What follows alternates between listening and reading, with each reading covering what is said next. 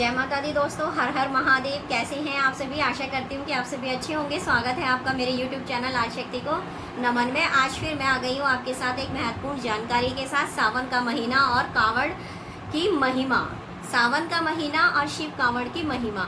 हाँ जी, मैं आज आपको बताने वाली हूँ भगवान शिव की कांवड़ का महत्व, कि भगवान शिव को कांवड़ कब से चढ़ाई जाती है, क्या है इसके पीछे पौराणिक रहस्य, और कांवड़ की महिमा क्या है और किन नियमों का हमें पालन करना चाहिए। तो कहा जाता है कि समुद्र मंथन के समय सबसे पहले जो है समुद्र मंथन से जो है हलाहल विष निकला। मतलब विष इतना बहुत ही भयंकर, हम कह सकते हैं कि अगर वो विष जो है विश्व में फैल जाता, समुद्र मंथन में अगर फैल जाता तो ना जाने सृष्टि का क्या होता।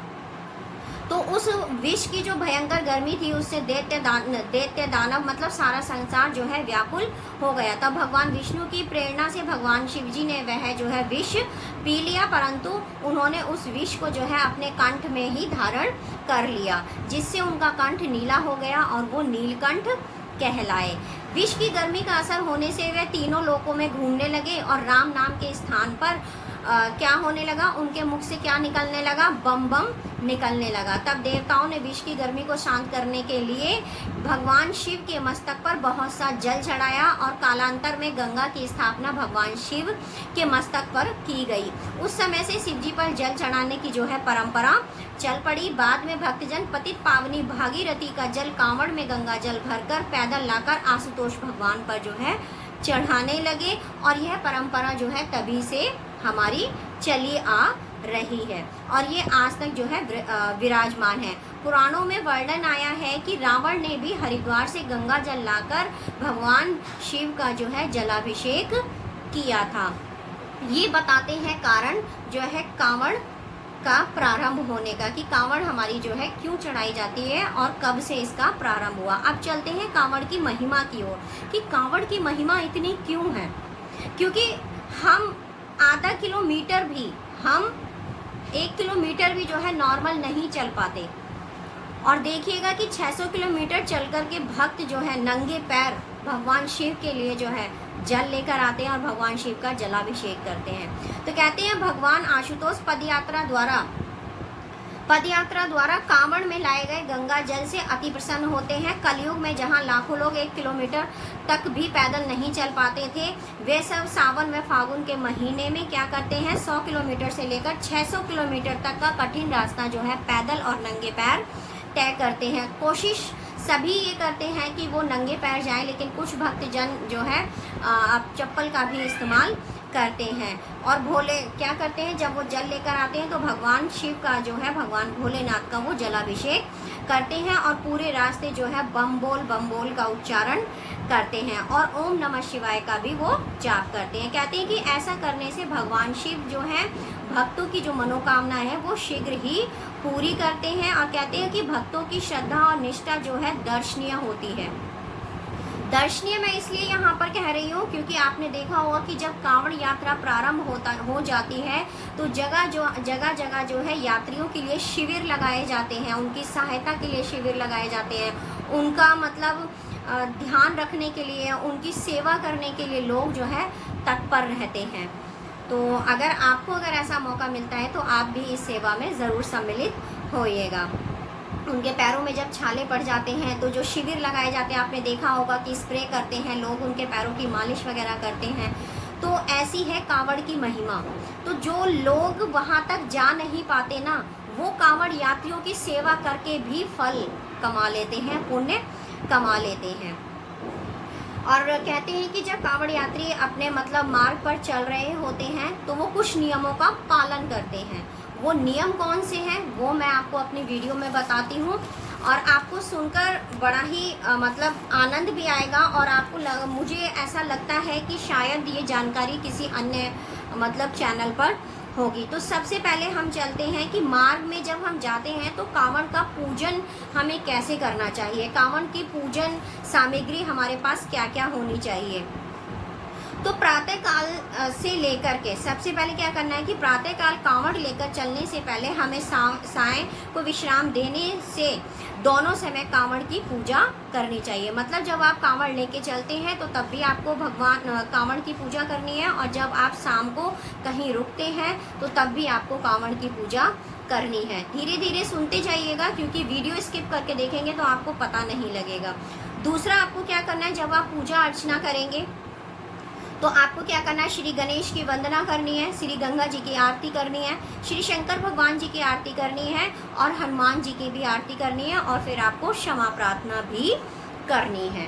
अब चलते हैं कि पूजा के लिए सामान क्या चाहिए। तो पूजा के लिए आपको क्या चाहिए, आपको मिश्री चाहिए, बतासे चाहिए, धूप या दीप अगरबत्ती चाहिए, आरती करने के लिए आपको कपूर चाहिए, और एक छोटी सी प्लेट हो जिसमें आप धूप दीप दान करें और आरती कर सकें। ठीक है। कलश ढकने के लिए आपके पास क्या होना चाहिए, छोटे कपड़े, लाल रंग के जो कपड़े हैं वो ज़रूर होने चाहिए, और जिनको आरती याद नहीं है वो आरती की पुस्तक जो है अपने साथ लेकर ज़रूर जाएं। जो लोग कांवड़ यात्रा करने जा रहे हैं उनके पास जो है आवश्यक सामान भी मैं बता देती हूँ क्या क्या होना चाहिए। उनकी जो कांवड़ की श्रद्धा है सजी हुई होनी चाहिए, अपनी श्रद्धा के अनुसार जो उनकी कांवड़ है वो सजी हुई होनी चाहिए। जल के लिए उनके पास 2 पात्र होने चाहिए, और उनके सामर्थ्य के अनुसार उनके पास जो है 3 या 4 जोड़ी कपड़े भी होने ज़रूरी हैं।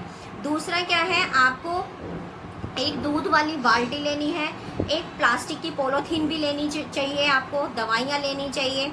ठीक है। और एक आपको चादर भी लेनी चाहिए कि जैसे आप कहीं विश्राम कर रहे हैं तो आप वहाँ पर आराम से उसे बिछा करके विश्राम आदि कर सकें। कुछ खुले पैसे भी आपको लेने हैं।